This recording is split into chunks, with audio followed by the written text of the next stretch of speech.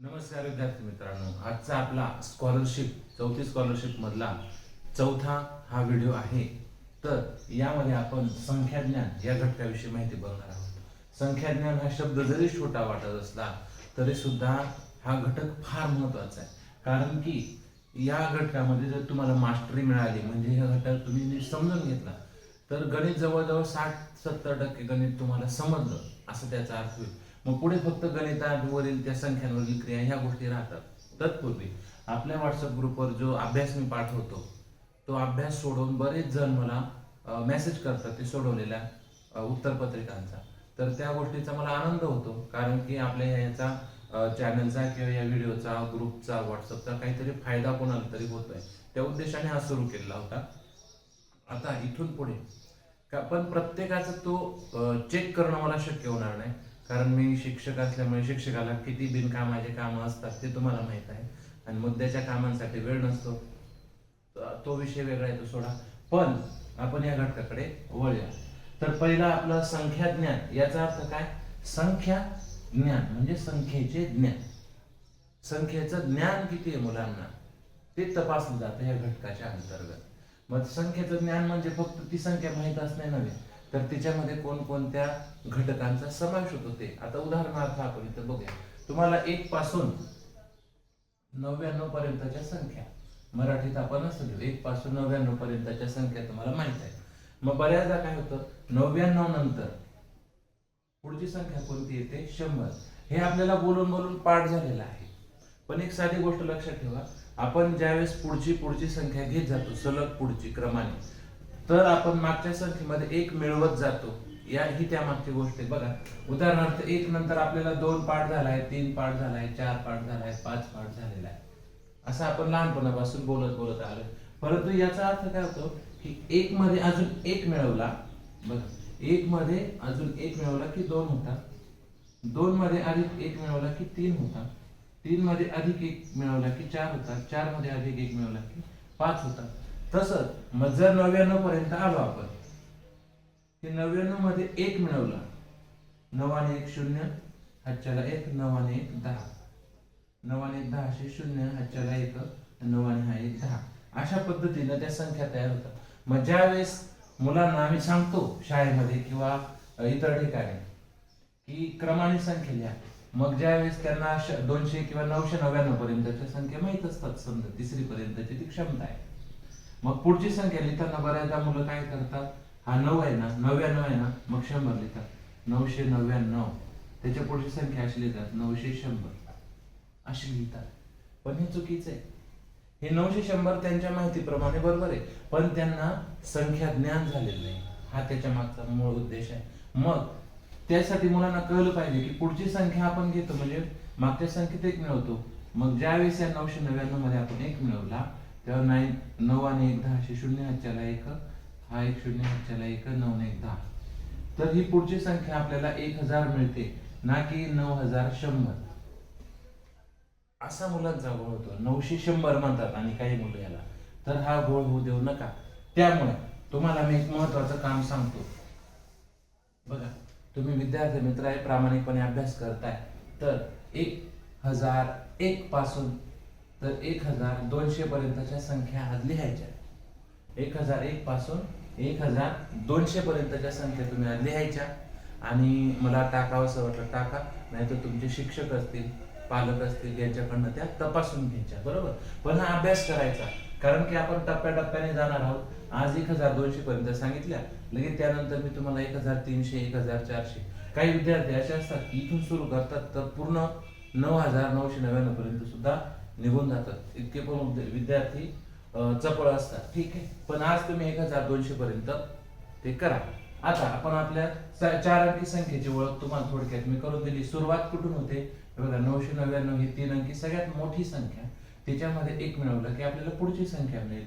मग 9 आणि 1 10 0 ही आपण बेरीज केलीच, ही बेरीज तुम्हाला येतेच. बरोबर ना?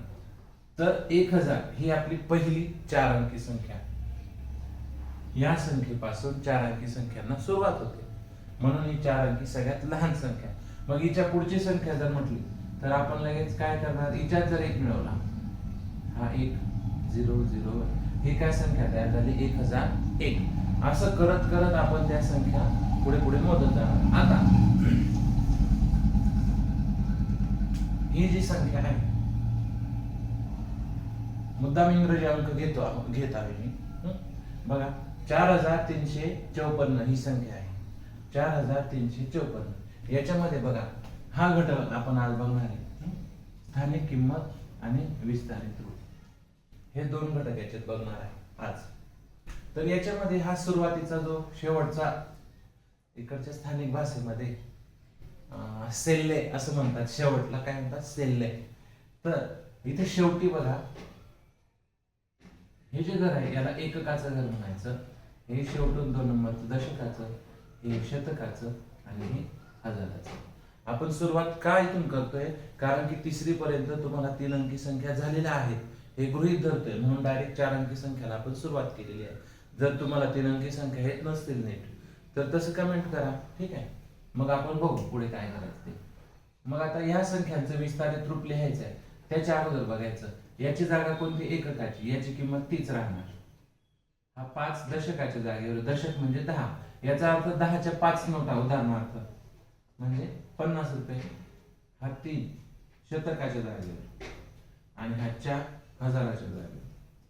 आता सर हे कळत नाही आम्हाला, तर एकदम सोपी गोष्ट आहे. स्थानिक किंमत आपल्याला काढायची.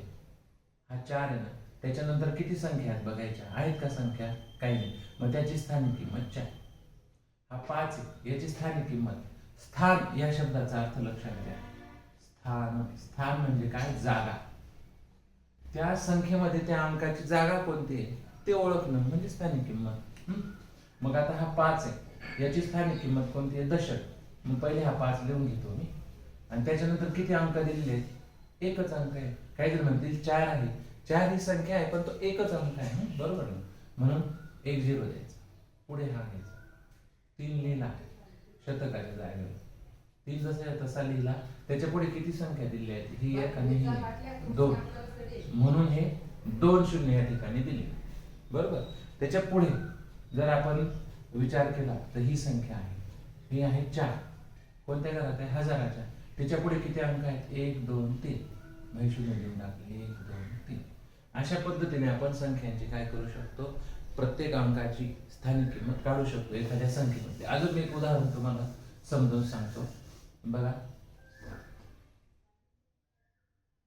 या संख्येमधील असा प्रश्न येऊ शकतो तुम्हाला, या संख्येमधील दशक स्थानच्या अंकाची स्थानिक किंमत किती. मग त्याच्या आधी तुम्हाला दशक म्हणजे काय ते समजलं पाहिजे. मग दशक ही शेवटून दुसरी संख्या, एकक, दशक. या अंकाच्या स्थानिक किंमत विचारली, कोणती, स्थानिक किंमत. मग ते आपण ठरल्याप्रमाणे युक्तीप्रमाणे बघायचं. 8 जसं तसा लिहून घ्या. 8 नंतर किती अंक आहेत, एकच आहे, 0 लिहून टाका. 8 ची स्थानिक किंमत आली 80, ठीक आहे. अशा पद्धतीने आपल्याला करायचं आहे. तर 4 अंकी संख्यांमध्ये स्थानिक किमती कशा पद्धतीने लिहायचा ते आपण आता बघूया. दुसरं उदाहरण घेतलं, 9456. ही जी संख्या आहे हिचं आपल्याला काय करायचे, प्रत्येक अंकाची स्थानिक किंमत लिहायची. या 6 ची स्थानिक किंमत 6, या 5 ची स्थानिक किंमत 50, 4 ची स्थानिक किंमत 400 आणि 9 ची स्थानिक किंमत 9000. जर आपण यांची बेरीज केली तर काय होतं ते बघूया. सगळ्यात पहिले हा 9000 घेतो मी, अधिक नंतर हा 400 घेतो, अधिक हा 50 घेतो, अधिक हा 6 घेतो. मांडणी कशी केली बघा मी, बरोबर हा एकक येतं, एककाच्या घरात लिहिला, दशकाच्या घरात बरोबर दशक लिहिला, शतकाच्या घरात हा शतक बरोबर लिहिला आणि हजाराच्या घरात हा हजार. इथं तुमच्या माहितीसाठी लिहून देतो, एकक, दशक, शतक आणि हजार, ठीक आहे. आता याची बेरीज करून बघू. हा किती आला 6, हा किती आला 5, हा किती आला 4 आणि हा किती आला 9. बघा 9456 हीच आपल्याला संख्या मिळते. म्हणजे आपण जर संख्यांचे स्थानिक किमती बेरीज केली तर आपल्याला मूळ संख्या मिळते. अजून एक गंमत बघूया, कारण याच्यावर आधारित एक फसवा प्रश्न स्कॉलरशिप किंवा इतर स्पर्धा परीक्षेमध्ये येतो, म्हणून आपण हे अजून एक प्रकार लिहूया. मी काय करतो, ह्या संख्या क्रम बदलून लिहितो. म्हणजे कसं, आता ही मला वाटलं 50 आधी लिहितो मी, चला ती 50 इकडे मी नाव लिहून घेतो, एकक, दशक, शतक, हजार. सर 50 लिहिली. चला आता मला वाटतं 9000 लिहितो. 9000 म्हणजे हा एकक दशक शतक हजार. एकक दशक शतक हजार. 9000 लिहिले. आता 400 लिहून टाकतो. हे 400 एकक दशक शतक. बघा एकक दशक शतक. आता उरली कोणती 6. ही 6 घेतो आणि यांची काय करतो बेरीज. बघू आपण. 0 0 0 हा 6 इथं आला, इथं हा 5 आला, इथं हा 4 आला आणि इथं हा आला. हे बघा 9456 आहे. बघा 9456, 9456 म्हणजे संख्येमधील अंकांची स्थानिक किंमत जी आहे त्यांचा क्रम बदलून जरी आपण बेरीज केली तरी आपल्याला मूळ संख्याच येते उत्तरात. मग याच्यावर आधारित स्कॉलरशिप परीक्षेला प्रश्न असतो. बघा काय करतात ते एखादी संख्या देतात. प्रश्न जे आहेत कोणकोणत्या प्रकारचे प्रश्न राहतील ते आपल्या व्हॉट्सअप ग्रुपला मी तुम्हाला PDF टाकेल. ती प्रश्नपत्रिका तुम्ही सोडवायची. तत्पूर्वी आपला जो मागचा व्हिडिओ होता आंतरराष्ट्रीय संख्याचिन्हे याच्यावरची जी प्रश्नपत्रिका मी पाठवली होती ती सोडवलेला व्हिडिओ पण आपण टाकणार आहोत. आता आपण आपल्या घटकाकडे या. उदाहरणार्थ इथं तुम्हाला असा प्रश्न देतील. छोटी संख्या घेतो मी आणि मग त्याच्यात 200 अधिक 30 अधिक 4 हे पहिलं ऑप्शन. बी 20 अधिक 30 अधिक 4.